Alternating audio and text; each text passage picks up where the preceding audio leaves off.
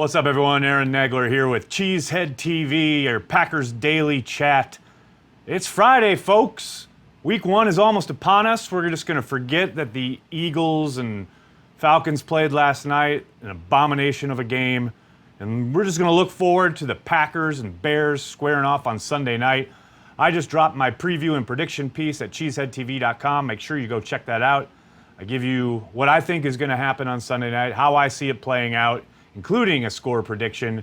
But I want to hear your predictions. I want to hear what's on your minds. That's why I jump on here. That's why Cheesehead TV. We're all about Packers fans all over the world. We've had people checking in from Japan. We've had people checking in from Italy. We've had people checking in from Germany. All over the world. It's always great to connect with you guys. Always great to see you here. cheeseheadtv.com.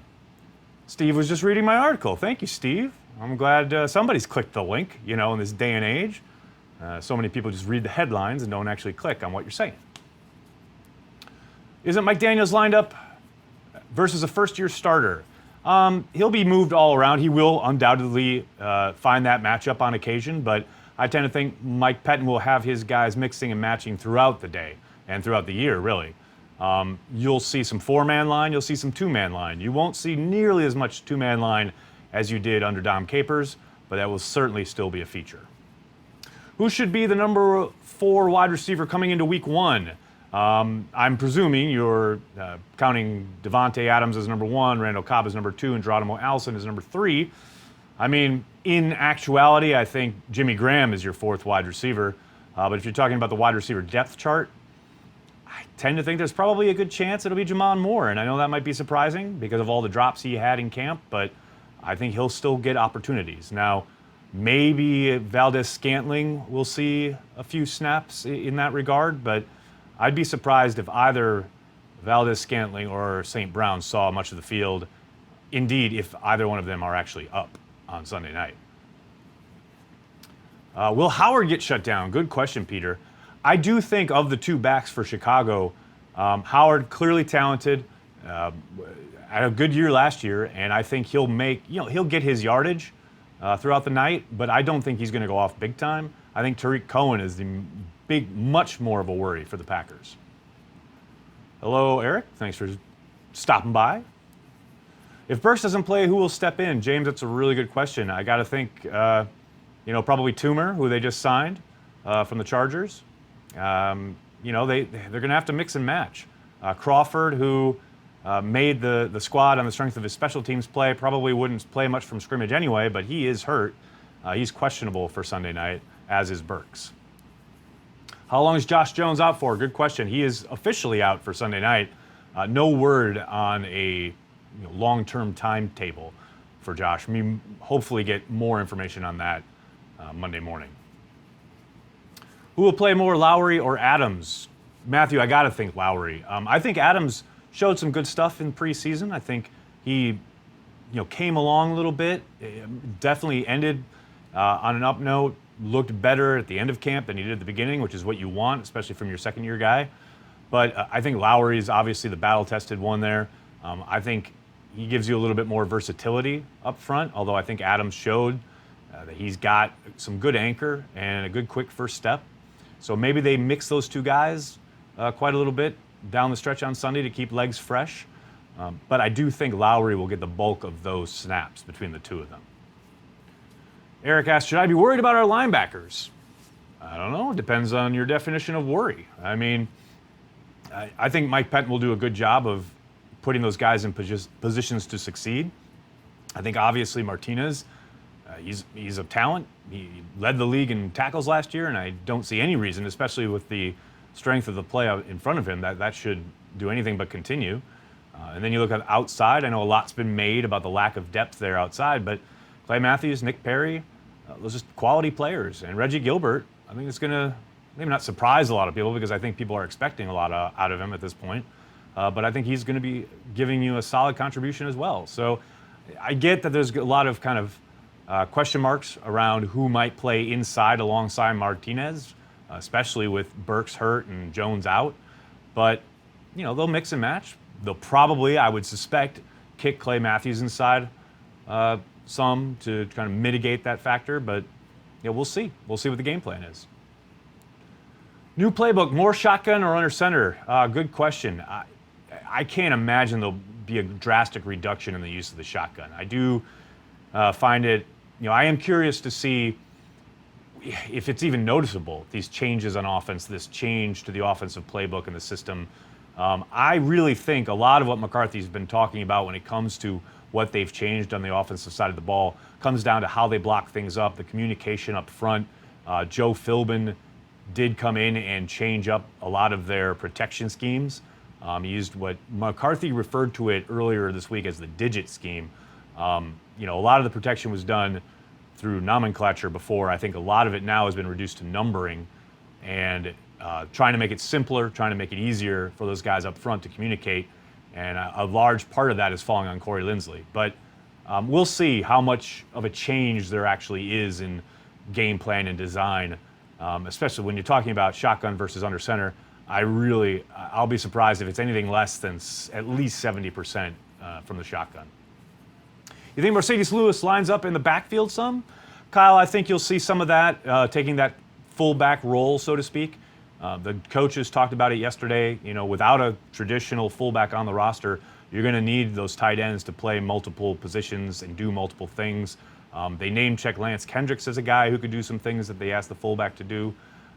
Obviously, none of these guys are your classic blow them up in the hole on an ISO lead kind of fullback, but for what the Packers do with the position, I think any one of those guys could do it. Even Jimmy Graham. I don't think they're going to ask him to a whole lot, but I do think you'll see him in the backfield, along with Marcedes Lewis, along with Lance Kendricks, and even Robert Tanja.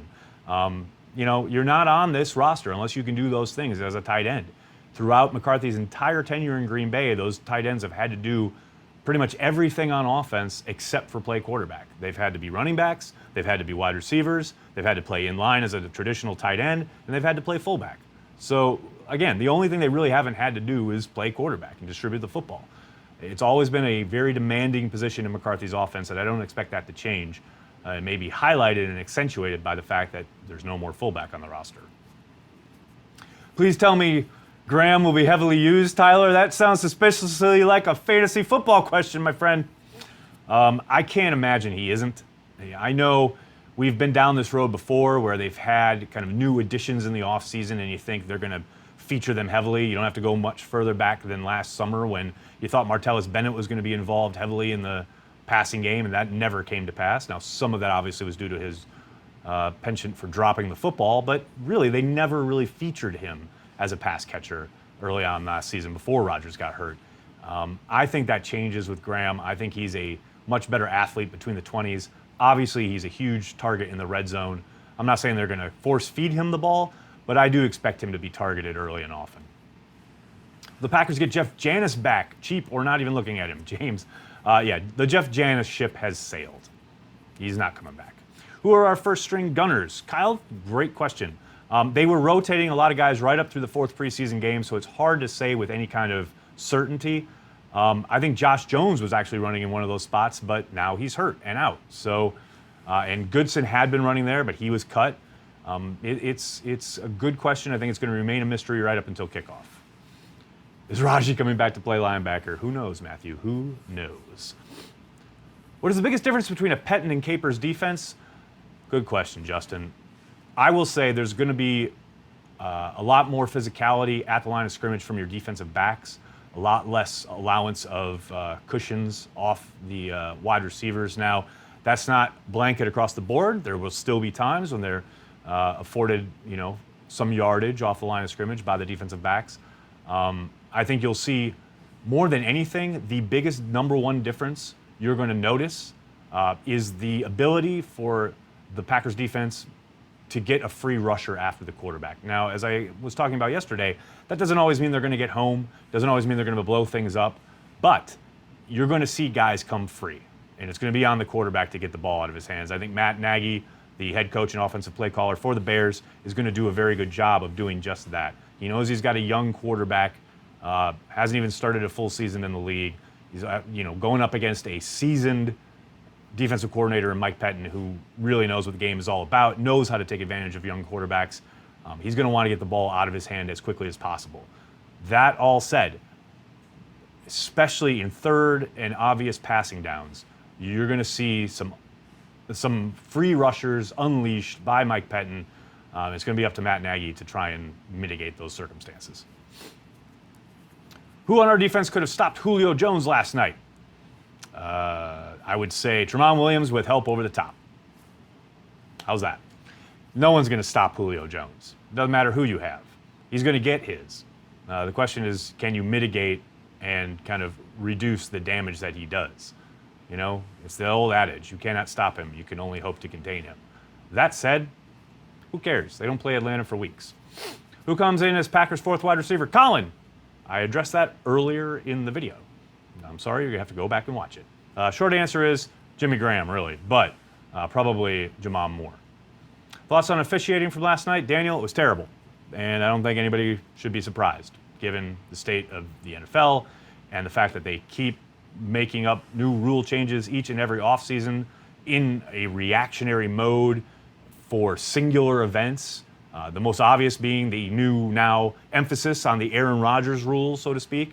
You saw last night the absurd penalty where the defensive lineman was expected to freeze himself in midair rather than fall on the quarterback.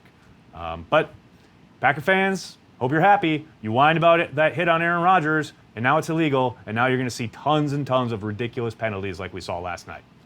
Congratulations, you played yourself. That's what I got for coming in late. Sorry, Colin. It is, I mean, essentially it's Jamam Moore. I don't think those other two guys will be up. When you got 7 wide receivers, that tends to happen. But you never know. 45-10 Packers. James, letting it all hang out there. I like it, man. So many penalties this year already. Get ready. It's coming. That's the way it's got to be. I'm sorry, guys. All of them. I like it. I like it. Yeah. Sorry. Hey, man. I'm a busy guy. People texting me in the middle of a live hit. I love it. All right. There we go. Tramon or Alexander for returner? Good question. On punt return, I think it'll be Trevor Davis, but I would put Jair Alexander back there. I know people all get all kind of hot and bothered about, oh, you don't want your first-round pick, your rookie, etc., whatever. But if he's the best man for the job, he's the best man for the job, and he's a football player. He's an exciting, electrifying returner when he gets the ball in his hands. I mean, Deshaun Jackson's been returning punts his whole career, you know? Heck, a Deshaun Jackson punt return helped put the Packers in the playoffs to help them on their way to a Super Bowl run, you know? Let's let the athletes play, man. I'm in for Jair Alexander as returner, but I don't think that's going to happen. I think Trevor Davis will be doing the returning. Will Rodgers be given a red jersey and be done with it? I'm sure the NFL would appreciate that. Hello from the nail salon. What's up, Nancy? Get your nails done, chatting some Packers. I like it. I like your style, Nancy. Is the team healthy? Michael, it's as healthy as it's ever been. Josh Jones is the only one declared out. The only other 2 people on the injury report are James Crawford and Oren Burks. So they're both questionable for Sunday night. Other than that, everybody's in tip-top shape. Someone on Twitter was asking me about Kevin King. He's good to go. Didn't even appear on the injury report all week. So the Packers, if they lose the game, they can't blame it on health because they are as in tip-top shape as they've ever been heading into week 1 matchup. Do you think we reclaim the North this year? Austin, yes. Yes, I do. Do you see the Packers hosting a Super Bowl in 10 years? No. No chance. Green Bay will never, ever, ever, ever, ever, ever, ever, ever, ever, ever, ever, ever, ever, ever host a Super Bowl. An NFL draft? Maybe. The Super Bowl? Never going to happen. If the Packers win the toss, will they defer or receive? They will defer. Okay. Do you think Kenny Clarke is the next Packer to get a big extension? I guess it depends on what you call big, and I guess it depends on the pecking order. I'd be surprised if Clay Matthews didn't get done first. Maybe Clinton Dix. But I tell you what, I think Kenny Clarke's about to become a star, and the Packers would be wise to lock him up sooner rather than later. Sark statue coming to Philly. You got that right, Stefano. Stefan asks, will 88 stay on the roster the whole season? Ooh, I sense some discomfort and disquiet there in Packer fandom when it comes to Mr. Ty Montgomery. Look, I think Ty is an offensive weapon. I think he does really good things with the ball in his hands. The problem is everybody knows he can't stay healthy. But they're not just going to cut bait to cut bait. You know, they're not going to just, out of spite, get rid of the guy. When he is on the field, he is an asset. And he's on the last year of his rookie deal, which means he's dirt cheap. So why would you get rid of him? They'll keep him around. They'll keep him around. No dome on Lambeau equals no Super Bowl. James, it's not even that. I mean, they had the Super Bowl in New York. There's no dome in that stadium. But it's always been about hotels and basically event space. Green Bay just doesn't have it. Green Bay with the Fox Cities lumped into it doesn't have it. It's just never going to happen. Folks need to get over it. Good old score before halftime, and again with the first drive of the third. That's the old double up, as Aaron Rodgers used to call it. The Packers love it. Mike McCarthy loves it. And I'll tell you what, anybody who's ever played Madden Online loves it. The old double up. You always defer. Always defer. Do they keep Tanja on the roster because of his future potential rather than what you could possibly do now? Tyler, I think it's a bit of both. I think they probably felt he would have got claimed had he been cut and tried to get him through waivers onto the practice squad. But I do think that he can offer them something this year. I'll be very interested in their 46-man roster on Sunday night and whether he's up or not. I suspect he'll be inactive, but we'll see. I said it, I think either earlier this week or maybe on Transplants. The season is long, and injuries are obviously an issue year in and year out, all year long, part of managing your roster. I think, having Tanja on the 53 will prove to be smart down the line. I think he will provide something as the year goes on, but I don't suspect you'll see much early. What do you think the playing time will be for the cornerbacks on Sunday? Justin, I think this is my hunch. Now, we don't know anything, but my hunch is it will be Tramon Williams and Kevin King on the perimeter and Jair Alexander starting in the slot. That'll be their kind of base defense. And then from there, when they go to a big nickel or a dime, you'll see Josh Jackson get on the field. And I think maybe you would have seen some Josh Jones in like some of the heavy nickel stuff, but obviously he's not playing on Sunday night. But I do think Josh Jackson you'll see a lot of him, maybe some Whitehead, since they really like him, and I can't imagine they play Devon House at safety and or inside. Although maybe they play Tramon in the dime and then they move House on the perimeter. You'll see some mixing and matching in obvious passing situations and when the Bears start to spread things out. But their core group, their core four, it'll be those three to start, Williams and King on the outside, Jair Alexander in the slot, and then Josh Jackson will be kind of first off the bench, so to speak. Two impact players Sunday on offense and defense. No Rodgers for obvious reasons. Matt asking me to stare into my crystal ball. On offense, I think Randall Cobb is going to surprise a lot of people. I think clearly everyone's expecting Jimmy Graham to be targeted. We all know Davante Adams has been on a tear with Aaron Rodgers, with or without Aaron Rodgers, actually. But I think Randall Cobb matches up really well with Kyle Fuller. He's taking advantage of him pretty much the last 2-3 times they've met. I expect that to continue. When Rodgers finds he has that matchup, he's going to go to Cobb. On defense, I think we were talking a little bit about the secondary. I think Kevin King is going to ball out, and I think he's going to be a key in keeping guys, locked down on that perimeter. I mean, I think we know what we get from Tramon Williams, but Kevin King is going to start to take that big step forward that you need to see from those second-year guys. Has Allison reached his ceiling, or could he break out this year? I think he's reached his ceiling athletically.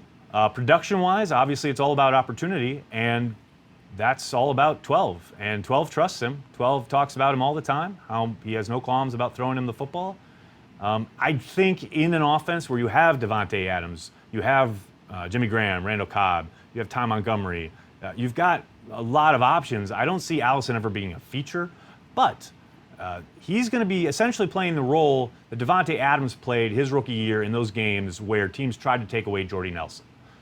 Whether it was that Patriots game that they won in 14 or whether it was that playoff game against Dallas, both of those games, Nelson was the number one on the perimeter and Adams was opposite on the outside with Randall Cobb in the slot. Well, now Adams is the number one, and he's the guy that most teams are probably going to key on and try and take away. Cobb will still be in the slot, and Geronimo Allison will be that other outside guy. And I think in those instances, when teams roll that coverage over to Adams, that's going to give Allison some one-on-one opportunities. And if 12 sees him and trusts him, and gives him some love, so to speak, yeah, I think Allison will clearly see a bump in production. Now, I don't think he's ever going to be, a fantasy darling or anything like that, but I do think he is going to have a pretty productive year because of the fact that defenses are going to have to key on the other weapons. That's an interesting question. What happened to Beagle and why? Well, what happened to Beagle was Brian Gutekunst didn't see the kind of progress that he wanted to see. Now, obviously, Beagle was Ted Thompson's pick, and a lot of times, there'll be conversation in the room. Guys will make their case for certain players. Guys will speak up against certain players. Maybe that was a guy that Gutekunst just never believed in. That is a Ted Thompson pick. So we'll probably never really know the answer there, but for whatever reason, Gutekunst didn't see what he needed to from the young man and decided to cut him loose after the training camp. Do you think Rodgers is still gun-shy from his injury? No. 222 viewers, do you miss the days of 10,000? John, I never had 10,000 views while live. Actually, I hovered right around 200 every single day when I was at PackersNews.com. Now I'm on Cheesehead TV, I'm still pulling in about 200. In the world of live streaming, if you can get like 25 to 50 concurrents, you're doing pretty good. And we consistently pull in 200 plus. So I feel pretty good about it. Now, if you're talking about 10,000 plus, I think you're talking about VOD after it's over. And you go on Facebook, I'll put our numbers up against the place I used to be. But I appreciate your concern for my job. Who is next to be extended on their contract? Andy, we talked about it a little bit before. I would say, I think Clay Matthews mentioned they had been talking. Clearly, nothing was going to get done until Aaron Rodgers got done. Now that that's open, maybe they start to talk to Clay Matthews, Clinton Dix, guys like that. I think Matthews is most likely next up, but we'll see. Who will be gone for Aaron Jones in week 3? Good question. Maybe one of the wide receivers. We'll see. Wait, Aaron, you seem feisty today. I'm feisty every day. Thank you very much. Oh, James, thank you very much. Very nice of you to say. All right, everybody, I'm going to jump. Thank you so much for all the questions. I'm sorry if I couldn't get to yours, but make sure you're checking cheeseheadtv.com, including my game preview and prediction, which just went up. Please feel free to comment there at cheeseheadtv.com or find me on Twitter at Aaron Nagler. Check us at Cheesehead TV, Facebook page, everything. Everything we do. We got a YouTube page. This will be up on YouTube later. We're trying to reach you wherever you are. So thanks a lot, everyone. Thanks for tuning in. Enjoy the game on Sunday night. I will go live immediately after the game. Find me here at the Cheesehead TV Facebook page. I'll be chatting with you guys afterwards. Can't wait. Go Pack Go. Have a good weekend.